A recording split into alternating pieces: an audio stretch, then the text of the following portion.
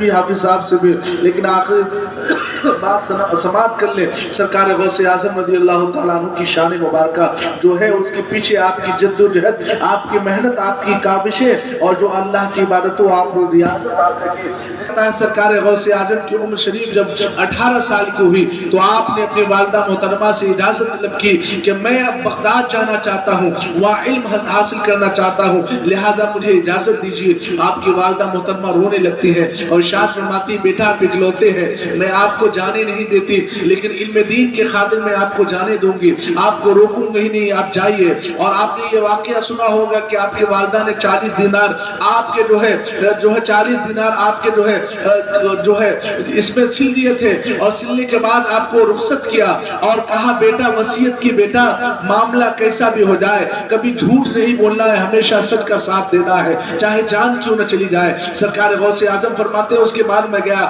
آپ نے واقعہ سنا ہوگا کہ ڈاکوؤں نے حملہ کیا اور حملہ کرنے کے بعد سارا ساز و سامان لوٹ گیا۔ آپ کی عمر شریف 18 سال کی تھی، آپ کے پاس ڈاکو آئے اور کہا کہ بتاؤ تمہارے پاس کیا ہے؟ آپ نے سچ کہا کہ میرے پاس جو ہے میری گدڑی میں 40 دینار میری ماں نے سل دیے ہیں، وہ میرے پاس موجود ہے۔ ڈاکو کو بھروسہ نہ ہوا اور لگا کہ یہ بچہ جھوٹ کہہ رہا ہے۔ دوسرا ڈاکو آیا، اس سے بھی آپ نے یہی کہا۔ دونوں ڈاکو ہنسنے لگے، ڈاکوؤں کے سردار کے پاس گئے، ڈاکوؤں کا سردار آیا اور کہا بیٹا بتاؤ تم کیا کہہ رہے ہو؟ آپ نے فرمایا میری ماں نے میری گدڑی میں 40 دینار سلے ہیں، وہ میرے پاس موجود ہے۔ جب پھاڑا گیا تو واقعی 40 دینار وہاں موجود تھے۔ ڈاکوؤں کے سردار نے کہا بیٹا آپ چاہتے تو آپ چھپا لیتے جھوٹ بول کر، لیکن آپ نے سچ بول کر اپنے مال کو ضائع کیوں کیا؟ سرکار غوث اعظم فرماتے ہیں کیونکہ میری ماں نے وصیت کیا تھا بیٹا حالات کیسے بھی ہو جائے جھوٹ نہیں بولنا ہے، ہمیشہ سچ کے ساتھ دینا ہے۔ یہی وجہ سے میں نے سچ کہا، اللہ اکبر بیان کیا جاتا ہے۔ حضور غوث اعظم رضی اللہ تعالیٰ عنہ کے دستے پاک پر جو سب سے پہلا گروہ تھا جو توبہ کیا ایمان لایا، وہ آپ کے کرامت دکھانے کی وجہ سے نہیں، موٹا زندہ کرنے کی وجہ سے نہیں، بلکہ آپ کے دستے پاک پر جو سب سے پہلا گروہ ایمان لایا، توبہ کیا، اور توبہ کی وجہ سے اللہ نے ولایت کا منصب عطا کیا، وہ ڈاکوؤں کا گروہ تھا۔ وہ کس لیے آپ کے ہاتھ پر توبہ کیا؟ آپ کے سچ بولنے کی وجہ سے، آپ نے سچ کہا اور سچ کی وجہ سے اللہ نے ڈاکوؤں کے دل میں ایمان پیدا کیا اور سارے ڈاکو توبہ کرے ایمان والے ہوئے، اللہ نے ولایت کا منصب بھی انہیں عطا کر دیا۔ سبحان اللہ سبحان اللہ۔ لہٰذا ہمیں معلوم ہوا کہ کبھی جھوٹ نہیں بولنا چاہیے۔ جھوٹ بولیے گا تو یاد رکھیے گا ہمیشہ پھنستے چلے جائیے گا اور آخرکار پھنسی جائیے گا۔ سچ کہیے، سچ بولیے گا، انشاءاللہ وقتی طور پر آپ کو آزمائش میں پڑ سکتی ہے، لیکن اللہ کی مدد آپ کے ساتھ ہوگی، انشاءاللہ آپ بچ جائیں گے اور آپ کا زمانہ آپ کی تعریف کرے گا۔ سچ بولیے۔ حضور غوث اعظم سے اگر عقیدت و محبت ہے، حضور غوث اعظم کا لنگر کھاتے ہیں تو صرف لنگر شریف تک نہ رکھے، نماز کی پابندی کیجئے، سچ بولیے، جھوٹ سے بچیے، اپنوں کا احترام کیجئے، بڑوں کا اہتمام کیجئے، ماں باپ سے محبت کیجئے، بھائیوں کا خیال کیجئے، رشتہ داروں کا خیال رکھیے۔ یہ سرکار غوث اعظم کی۔ اور آخری بات میں عریضہ پیش کر دوں، سرکار غوث اعظم مادر ذات ولی تھی، آپ کو پڑھنے کی ضرورت نہیں تھی، لیکن 18 سال کی عمر شریف میں آپ نے اپنی ماں کو تنہا چھوڑ کر جیلان شہر سے بغداد شریف تشریف لائے، اور غربت کا یہ عالم تھا۔ بیان کیا جاتا ہے کہ آپ کی ماں کبھی کبھی آپ کے شہر سے کبھی بغداد کوئی جاتا تو کچھ درہم بھیج دیا کرتی تھی، چونکہ والد صاحب کا انتقال ہو چکا تھا، اور کبھی تو ایسا فاقہ ہوتا کہ کئی دن آپ بھوکے رہ جاتے،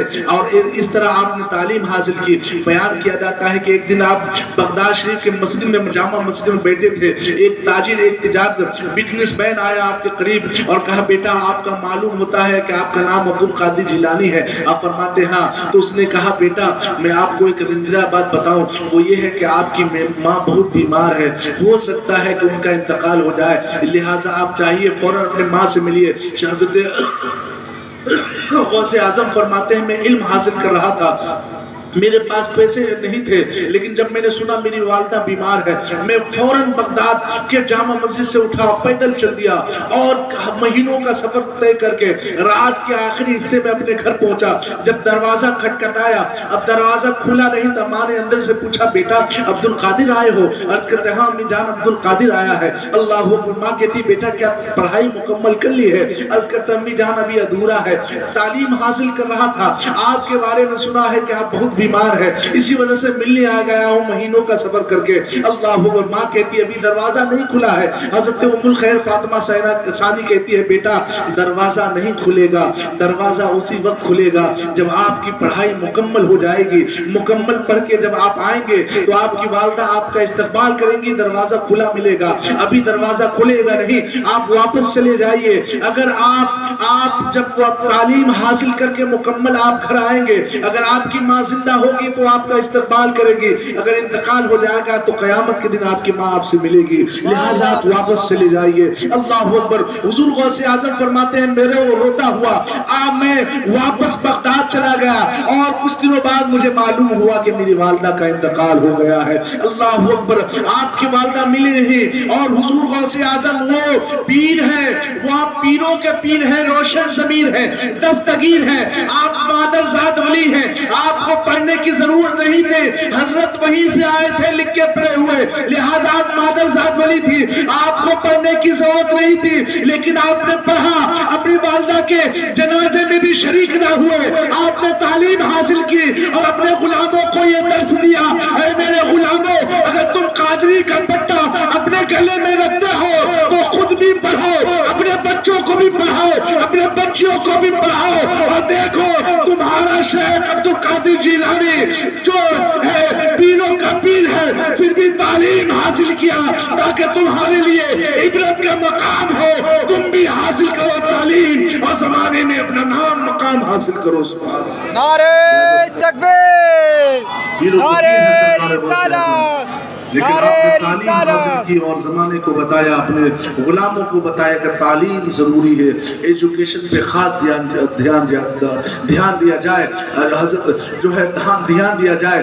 بھیم راؤ امبیڈکر کا آپ نے نام سنا ہوگا، ان کا ایک مقولہ ہے بہت فیمس ہے، لینا چاہیے، کوئی بھی اچھی بات ہو کسی سے بھی ہو، اگر دیوار پہ حضرت شیخ سعدی فرماتے ہیں اگر دیوار پہ بھی اچھی بات لکھی ہو تو اس کو اپنانا چاہیے۔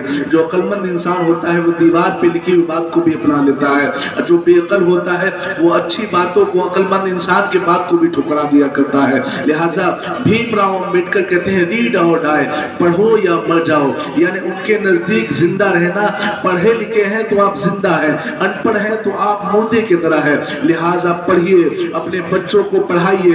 حضور غوث اعظم سے عقیدت و محبت ہے تو اپنے بچوں کو تعلیم دیجئے، آدھی روٹی کھائیے لیکن اپنے بچوں کو تعلیم دیجئے، جہاں ان کو انگلش سکھائیے، ہندی سکھائیے اور انگریزی تمام تر علوم دنیا سکھائیے، وہیں پر انہیں دینی علم بھی دیجئے تاکہ آپ کا بچہ کسی میدان میں پیچھے نہ رہے، چاہے وہ دنیاوی میدان ہو یا دینی میدان ہو، ہر اعتبار سے آپ کا بچہ کامیاب ہو۔ اگر آپ چاہتے ہیں کہ آپ کے حالات اچھے ہوں اور آپ کا بچہ آپ کے بڑھاپے کا سہارا بنے تو اپنے بچے کو ایجوکیشن دیجئے، تعلیم دیجئے، پڑھائیے، ان کو ہنر سکھائیے لیکن تعلیم ضرور دیجئے۔ اگر تعلیم دیجئے گا تبھی یہ امت مسلمہ مضبوط بن سکتی ہے آگے چل کے، اگر تعلیم پہ دھیان نہیں دیجئے گا تو آپ مزدور تھے، آپ ہو سکتے ہیں والد محترم بھی مزدور ہوں گے، آپ بھی مزدور ہوں گے، آپ کا بچہ بھی مزدور رہ جائے گا صاحب، اس دنیا سے چلا جائے گا، اس کا بچہ بھی مزدور ہوگا، لیکن پڑھائیے گا، آپ مزدور ہوں گے، آدھی روٹی کھا کر اپنے بچوں کو تعلیم دیں گے تو آپ مزدور ہو کے اس دنیا سے جائیں گے، لیکن آپ کا بیٹا مزدور ہو کے دنیا سے نہیں جائے گا، وہ تعلیم خود حاصل کیا ہوگا تو خود بھی روشن ہوگا اور پوری دنیا کو اپنے تعلیم سے روشن کرے گا، روشنی پھیلائے گا۔ لہذا تعلیم پر دھیان دیجیے، اپنے بچوں کو پڑھائیے، خاص کر اپنے بچیوں کو اگر آپ ٹیوشن میں بھیجتے ہیں تو ان کو نقاب کا اہتمام کیجئے، پردے کا اہتمام کر کے بھیجئے، اپنے بچوں کو دینی تعلیم دیجئے اور اپنے بچیوں کو تو ضرور دینی تعلیم دیجئے۔ اللہ سے ہم دعا کرتے ہیں کہ ہمیں کہنے اور آپ کو سننے سے زیادہ اس پر عمل کرنے کی توفیق و رفیق عطا فرمائے۔ سرکار غوث اعظم سے اسی طرح عقیدت و محبت رکھنے کی ہم سب کو توفیق و رفیق عطا فرمائے۔ حضور غوث اعظم کے عشق میں اللہ تعالی ہمیں سلائے، حضور غوث اعظم کے عشق میں جگائے، حضور غوث اعظم کے عشق میں خاتمہ بالخیر عطا فرمائے۔ اور آخر میں یہ بات کرنا چاہوں گا، جن حضرات نے بھی اس محفل کے سجانے میں دام درم قدم سخن درہم جس طریقے سے بھی حصہ لیا ہے، اللہ تمام کے حصے کو اپنی بارگاہ میں قبول مقبول عطا فرمائے، چونکہ وہ عالم بذات صدور ہے، دلوں کے حال کو جاننے والا ہے۔ جس مقاصد حسنہ کے تحت ہم لوگوں نے حصہ لیا ہے وہ سب جانتا ہے۔ میرے پروردگار تمام کے مقاصد حسنہ کو اپنی بارگاہ میں قبول مقبول عطا فرمائے اور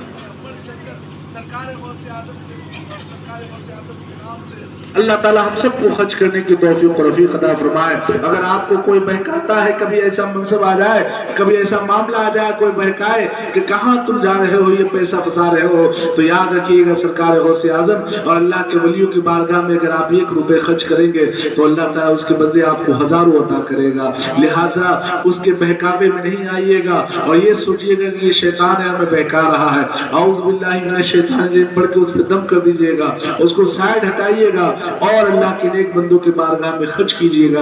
یقیناً یہی سب ہے جو اللہ کے راہ میں خرچ کیے جاتے ہیں اللہ اسے قبول کرتا ہے۔ اللہ تعالیٰ ہم سب کو سرکار غوث اعظم سے دلی عقیدت و محبت رکھنے کی توفیق و رفیق عطا فرمائے۔